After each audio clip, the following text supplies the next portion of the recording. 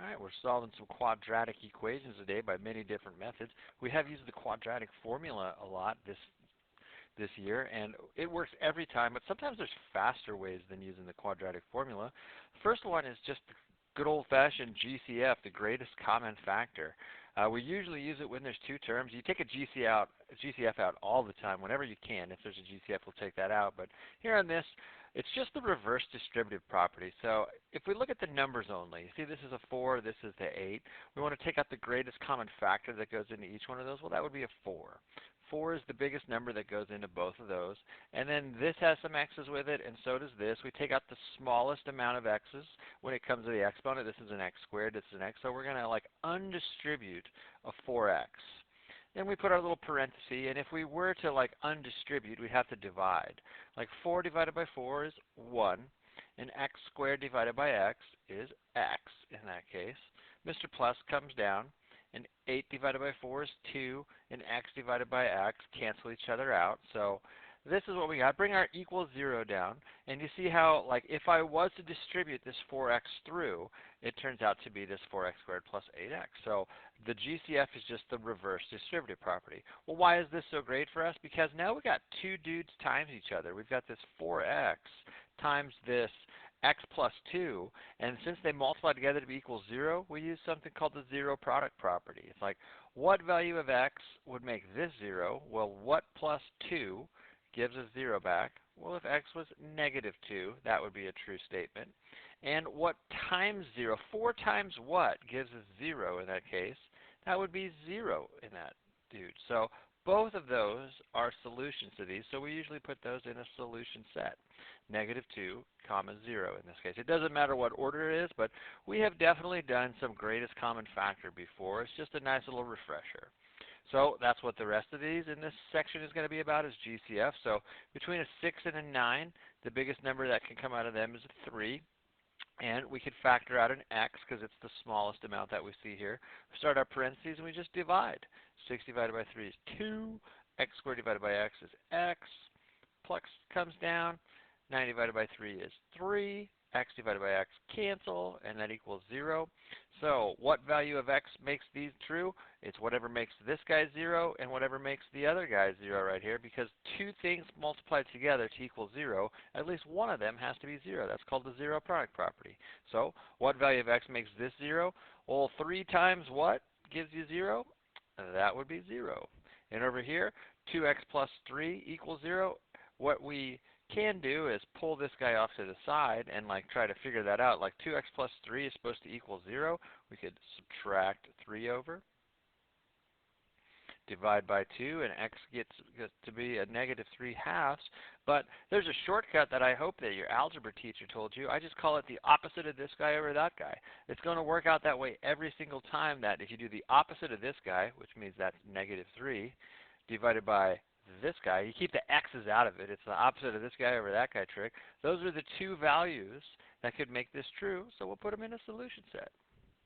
Solving quadratic equations. Yay, GCF. Between a 1x squared and a 6x, number-wise, we could just take the 1 out, which I usually don't write that, but can't we at least take an x out of each one of these dudes? So if I factored out an x squared divided by x is x, plus comes down.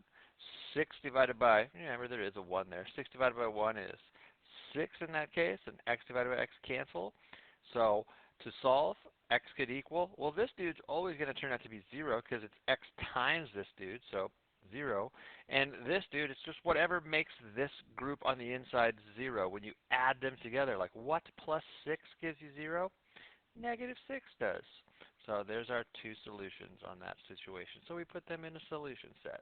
That was the greatest common factor. We call it the GCF. The difference of squares, you may have never seen that before. Difference of squares has got a real special name because it is a difference, meaning a subtraction problem, of two perfect squares. We've been working on our perfect squares all year long, so two different perfect squares, that's a difference of squares situation.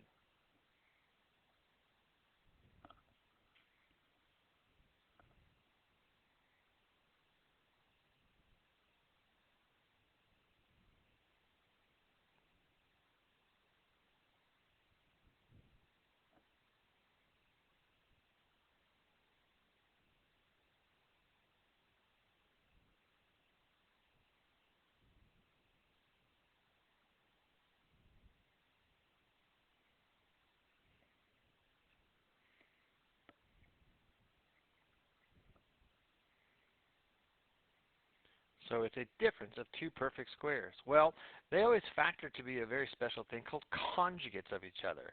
And the way conjugates works is we're just going to kind of cheat the system like this. We're going to take the two parentheses times each other equaling 0, and we factor this guy like this. We take the square root of the first dude. Square root of x squared is x. You know, it's like what times itself gives you x squared back? Well, that would be x. Then we take the square root of the last dude. Square root of 4 is 2. And to make them conjugates of each other, that means one of them is a plus and one of them is a minus. Those are conjugates of each other, where they're the exact same group, except for one sign is a plus and one sign is a minus in between it. Since they multiply together to equal 0, I've got this red thing here as a group times this orange thing right here as a group. One of those dudes has to turn out to be 0 for them to multiply out to be 0, so x could equal -2. Doesn't -2 make that red group 0 right there? Like -2 plus 2 is 0. Or what makes the orange group 0 is if x was 2. Like what minus 2 gives us 0? Well, that would be 2. So -2 and 2 are our solutions. This was a difference of perfect squares. We call it a difference of squares. Do you see how that happens again? First of all, it has to be a subtract sign right here. And then a difference of perfect squares. 25 is a perfect square, x squared is a perfect square, and 9 is a perfect square. So this is a difference of squares. It has to be two terms also. Remember, we don't care about what's on the other side of the equal sign. So we will factor him to be conjugates of the square roots. You can set them up as two groups times each other, multiplied together to equal 0. Please put the equal 0. Square root of the first guy, that would be 5x, right? Square root of 25 is 5. Square root of x squared is x. That'll lead off each parenthesis. Then the square root of 9 will end each parenthesis, and then make them conjugates by one of them being a plus and one of them being a minus.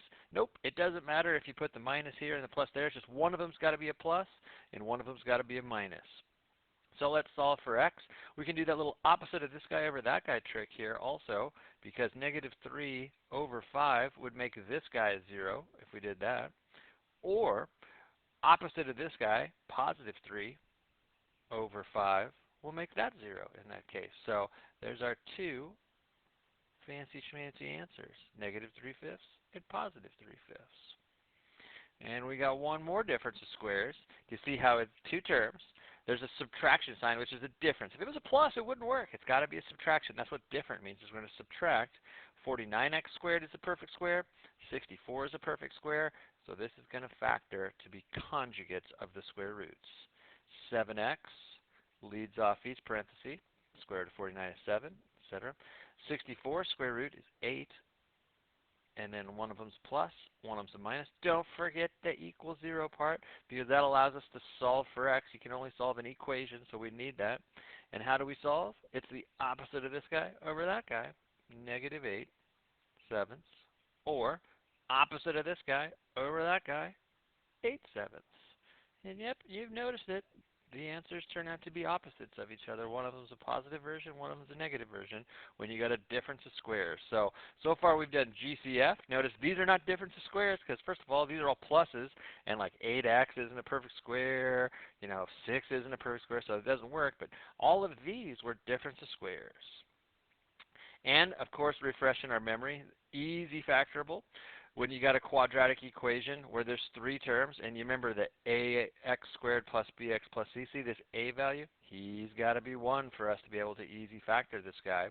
So what we try to do to easy factor is find two numbers that multiply together to be a 9, but at the same time add together to be a 10. Now I know this isn't your first rodeo with factoring, but if you do need help, please, please, please come get help from me. But I am going to kind of mow through this a little faster than I would if it was your first time. So if these two numbers have to multiply together to be 9, I like to think about their signs.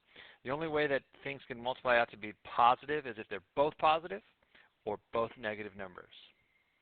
Since they have to add together to be a 10, though, there's no way that a negative and a negative can add together to be 10. So these numbers both have to be positive. And if I start thinking about multiples of 9, well, there you go, 1 and 9. Don't those totally multiply together to be 9 and add together to be 10? So that's why this is called easy factor, because we go right to the parentheses. The two numbers that we just found, they go in the groups, right? There's obviously an x leading off, and since it was a +1 and a +9, now we use the zero product property. x could equal, well, what value of x makes that 0? That'd be negative 1. You can still do opposite of this guy over that guy. It'd be a negative 1 over 1. That's the same thing. Or negative 9 over 1, which is negative 9 in that case. So we put them in the old solution set. So that's an easy factor. Then let's do that again here. The a value has to be 1. You got 3 terms right here also. Let's see if we can find two numbers that multiply together to be a negative 6. But at the same time, they got to add together to be a positive 1. So since these numbers have to multiply together to be a negative, you got two numbers here. They're signs. One of them has to be negative and one of them has to be positive. So I start with 1 and 6, but one of them's negative. So you actually get like two different situations. And it's like these don't add together to be 1, these don't add together to be 1, so that doesn't work. So then I move to 2. 2 and 3 totally multiply together to be 6, but one of them has to be negative. And which one of these combos is going to add up to be a positive 1? Isn't that this situation right here? Doesn't a negative 2 plus 3 totally add together to be 1? So that's what we're going to factor this guy to be. X minus 2 times x plus 3 equals 0. And we can solve for x. X will equal 2 or negative 3. And we put them in our solution set. 2 or, I don't need an or. Don't put the or in the solution set. My bad, guys. We just put a comma in between them. So, easy factor. Again, you got 3 terms in this quadratic. A value is 1, so hopefully we can easy factor. Sometimes we can't, but in all of these we can because that's what the instructions say. Got to find two numbers that multiply together to be a positive 24, but that they add together to be a negative. So the only way you can multiply together to be positive is if your signs are the same, either both positive or both negative. Like there's no way a positive and a positive are going to add up to be negative 14. So these two numbers have to both be negative. If you struggle finding your multiples, I just write out a list. So negative 1 and negative 24 totally multiply together to be positive 24, but they don't add up to be what we want. So then I'm going to go with negative 2 and negative 12. Don't those totally multiply together to be negative 4? And look at that. They also add up to be negative 14. So x minus 2 times x minus 12 equals 0, and we could solve for x. X could equal 2 or 12. And then you put them in the old solution set. So one more of those. I got to find two numbers that multiply together to be 30 and add together to be 11. Again, you can only easy factor when the a value is 1, and you got 3 terms right here. And you can actually find two numbers that do what you want. Can I find two numbers that multiply together to be 30 and add to be 11? Well, they're both going to be positive. 1 and 30? Nope. 2 and 15? Nope, those don't add to be 11. 3 and 10? Nope, those don't add to be 11. 4 doesn't go into 30, so I got to skip to 5. 5 goes into 36 times. Winner, winner. 5 and 6 totally add up to be 11. So x plus 5, bada boom. That's x plus 6 equals 0, and x could equal negative 5 or negative 6. And we put them in the old solution set. So that's easy factoring right there. Did that due to the fact that a's got to be 1, and these two numbers multiply together to be c and add together to be b. Now, for the last concept of the day, completing the square, which you may have never done before, and you may have. Do you see how this is not a GCF situation? I don't have a greatest common factor. It's not a difference of squares because, first of all, there's 3 terms. Difference of squares can only be 2 terms, so that doesn't work. And let's see if we can easy factor this guy. This is supposed to say easy, by the way, and I have a typo. So let's see if I can easy factor, because the a value is 1. Can I find two numbers that multiply together to be negative 10 and add together to be negative 6? Well, negative 1 and 10, either which way I mix the signs up. Nope. 2 and 5, either which way I mix the signs up. And that's it. Those are the only numbers that multiply together, because you can go like 5 and 2, but you already have those. So it doesn't work. I cannot factor this. So what we do is we're going to complete the square, but I need to train you that completing the square is only good when these two things are happening. First of all, we can't factor, right? But the a value's got to be 1. Check. Got that happening. And the b value is even. You see this is a x squared plus bx plus c equals 0. The b value has to be even. That is a check. Negative 6 is an even number. Completing the square is going to be awesome for us. Let's just learn how to do it. So here's how we'll do it. We're going to set it up with blanks. all the stuff with x's are going to go on the left side. So I got me an x squared. See, he had x's. I got me some minus 6x's with a plus blank. Sorry, I wrote that in a bad spot. Let me put her down here. Plus blank. Then the equal sign comes next, and all the other terms, these constants, they have to move to the other side. Well, we know how we have to move them to the other side. To get a minus 10 over there, don't you have to add 10? But what we're going to do is we're going to put another plus blank, and I'll explain why right now. Here's the complete the square process. We are trying to complete this as a perfect square trinomial, and there's a real simple way to do it. You take half of this b value, which wouldn't that be negative 3, and then you square it. Half of negative 6 is negative 3, and then negative 3 squared is a positive 9. Now, here's why we have to have this blank over here, because if you add 9 to one side of an equation, you guys know as well as I do that you got to do that to the other side to keep things balanced.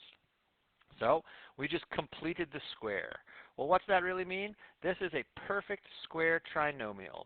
And you may heard that back in your algebra days. You may not have. But perfect square trinomials totally factor. Real easy to just like this. We're going to set them up with parentheses, squared, and it goes like this. It's the square root of the first guy, which wouldn't that be x? And it's the square root of the last guy. Square root of 9 is 3. And then you got to sneak this sign from the middle down, which is going to be a minus. And x minus 3 quantity squared, totally, when you multiply that out, is the same thing as x minus 6x, excuse me, x squared minus 6x plus 9. So these are the same thing. And over here, dude, that's arithmetic. That's 19. So that's real easy. Well, why is this better for us? Because check it out. You know how we always take a blind eye to what's in parentheses? Like, hey, yo, I can't see what's in here. Would you believe you just got something squared all by itself on one side of the equal sign? Well, I can get rid of that square by square rooting both sides. So the square and the square root cancel each other out, and what's left is this x minus 3 that's underneath the radical. And don't forget, when you square root somebody, you got to have a plus or a minus. And the square root of 19, it ain't coming out nice, right? It's going to be nasty. That's why this wasn't factorable. You're going to get some nasty answers. And then the last move is to add 3 to both sides. And we'll get 3 plus or minus the square root of 19. And there's our two answers. If we wanted to put them in solution set, one of them would be 3 plus the square root of 19. The other one would be 3 minus the square root of 19. And I think what we're going to do is we're just going to not put them in solution sets. Let's just list this for our answer. There's two answers there. But this complete the square process, I am setting you up, guys. This is going to be a huge part of our next chapter. So we're going to learn to do it this chapter, and we're going to see why it's so valuable in our next chapter. And I can tell you, it's so much better than using the quadratic formula. We'll do that another day of why this is better. So here we go. Let's do the fact that we have to complete the square. The a value has to be 1, and the b value is even. And of course, you can't factor it. I can't find two numbers that multiply together to be 10 and add together to be 4. So what do we rock? We set them up with blanks. All the stuff with x's on one side with a plus blank. Move this guy over, minus 10, and put a plus blank. Because if you have a plus blank on one side, you got to have them on the other side to keep this guy balanced. So, okay. Now, how do you fill in the blank? Half the b value squared. So half of 4 is 2. Square that, you get yourself a 4. That's got to go in both blanks. And then we do a little quick factoring. Quantity squared. This is going to be square root of the first guy, x. Square root of the last guy, 2. Sign from the middle, plus. Quantity squared. What's that going to add up to be? Ooh, negative 6. Interesting. Well, that's all right. We're going to keep going. And to get rid of this square now, we square root, because we always take a blind eye to what's in parentheses. Those cancel, and you're left with x plus 2 equals, oh, bro. If you punch that in, square root of negative 6, it says, no, thank you. Square root of negative 6, it gives you this weirdo answer because you remember that there's imaginary answers as well. So don't let imaginary answers confuse you. We're still going to have the plus or minus, and all that's going to happen is an I pops out of this guy. We're going to have I square root of 6 because if you remember, I's definition is the square root of negative 1. So there we go. Welcome to college algebra prep. there's going to be some imaginary answers also. But we're still trying to solve for x, so we got to get this plus 2 over to the other side, so we shall subtract him over. And there he is. Negative 2 plus or minus I square root 6. That is what x equals when we want to solve this guy. We'll learn way more about that in our next chapter. Again, this is all a setup, this complete the square process. So how do I know I'm completing the square? Besides the fact that the instructions tell me to, is that the a value is 1, the b value is even, and I cannot find these two numbers that multiply together to be negative 7 and add together to be 12. Can't do it. So I'm going to complete the square by setting him up with blanks. Move this guy over, so he's going to be a 7 plus blank. And let's see if you could fill in the blank. Take half the b value and then square that. And don't you get 36? Half the b value squared is 36. Factor, meow, meow. Square root of the first guy, x. Square root of the last guy, 6. Sign from the middle, plus. That'll equal these guys added together, which is a 43, right? Yeah, 43. Then we got a whole quantity squared all by himself on one side of the equal sign, so we square root both sides. Those cancel each other out, and we'll get ourselves a plus or minus the square root of 43, which is, at least that's real, but it's still not nice. It's a nasty decimal. So we're finding exact answers. The way you do it is you subtract that 6 over. And there's our two answers. One of them is negative 6 plus the square root of 43. One of them is negative 6 minus the square root of 43. So completing the square. We got to do more because this is a new concept for probably all of us. Maybe some of you have seen it before, but who knows? Why am I completing the square? A is 1, B is even, and these can't find these numbers. You know, if you couldn't do this, if you couldn't complete the square, like if A wasn't 1 or if B wasn't even, then you'd have to use the quadratic formula. You know, like that always works. But I need you to trust me that as we do more and more and more of these, completing the square is awesome if A is 1 and B is even. Like it's really not that bad. It's just you got to get used to it. So trust me on that, especially for what we want to do next chapter. So we're going to set him up with blanks. X's with a plus blank. Move that guy over with a plus blank. Let's fill in the blank. Half the b value squared. And that would be 16. Half of this is negative 4 squared. It's always going to be a positive number that goes in the blank, right, because you're squaring them. Factor this perfect square trinomial to be the square root of the first guy, x, the square root of the last guy, 4, and minus. Whatever this sign is, sneaks on down. Slippery little guy. Add those up with arithmetic and square root both sides. So ba-boom, ba-boom. Those cancel. And x minus 4 equals plus or minus the square root of 26. And then, my bad, add 4 over. We want to do 4 plus or minus the square root of 26 in that case. So there's our two answers. Sweet. Completing the square. If A is 1 and B is even, it's an easy process to consider. If B is odd, whoo, that's tough. You get fractions involved because you got to do half the B value. I don't like that when it's odd, you know. A has to be 1, though, for you to complete the square. That's the real rules. So we're going to set them up with blanks. We will complete the square when A is 1 and B is even. So cool. And a plus blank. All right, got a blank on both sides. Half the B value is 1. And when you square that, you get a 1. Factor time. This is a perfect square trinomial. He will factor to be this, and that'll equal ew. When this guy over here is negative, you know what that means? We're going to get imaginary answers, dude, because we're going to square root a negative. Well, that's cool. All that means is we get our plus or minus, and here it is. It's totally I. And if you want to put the square root of 1 next to it, I'm going to just ask you this, dude, what's the square root of 1? Square root of 1 is 1. So this number right here is literally the definition of I in that case. So I is the square root of negative 1. So to solve, x equals negative 1 plus or minus I in that case. One more, then I think we're done. Nope, there's more. So we'll see how we do.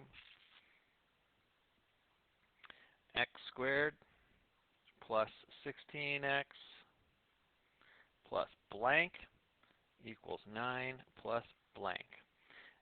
Now, fill in the blank. If you could successfully fill in the blank, we will make this our last problem of the day here.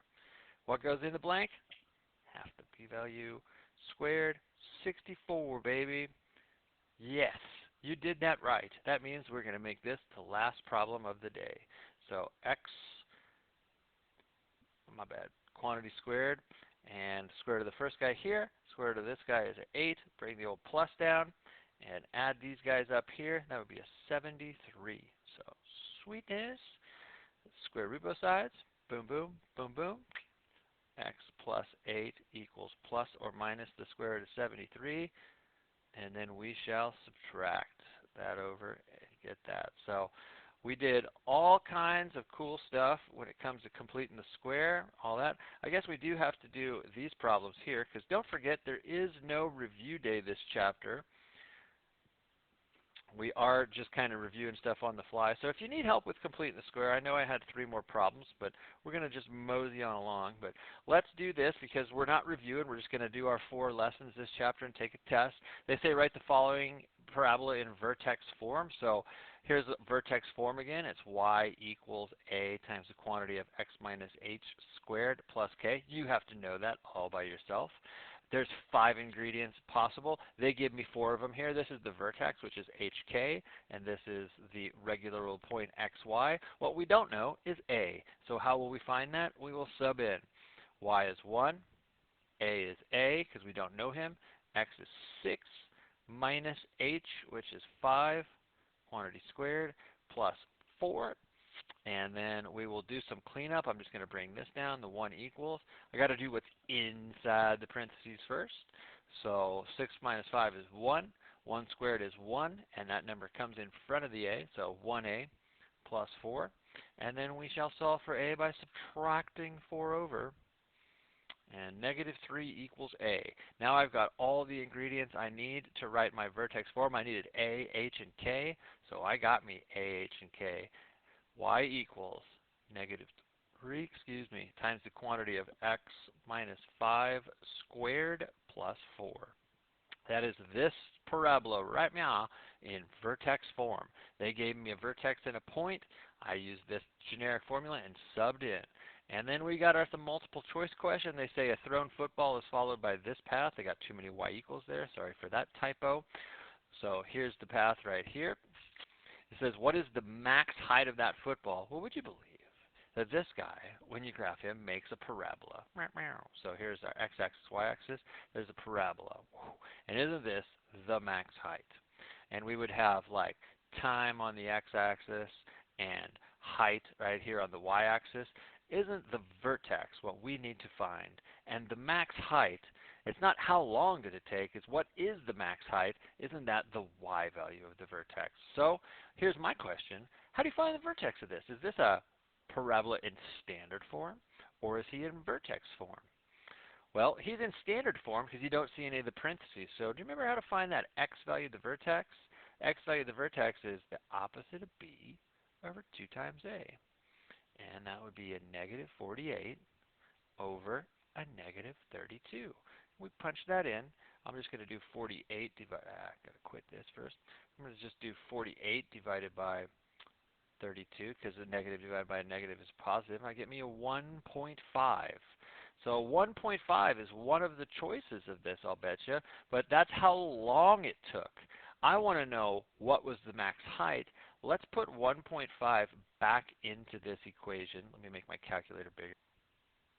So let's do that. Negative 16 times 1.5, that's got to get squared, plus 48 times 1.5 plus 4. And hit equals, and 40. Boom. 40 is the max height of this guy. Don't put 40 in the blank, put C because it was multiple choice. So cool. Solving some quadratics. A lot of it you'd done before. Complete the square was maybe new. And just a few refresher problems. We've got one more lesson this chapter. We're going to learn a little bit, do some review, and then we're going to go bang, bang, boom right into the test. There is no review day. We're going straight into the test. So, all right, let me know if you have questions. Have a good one.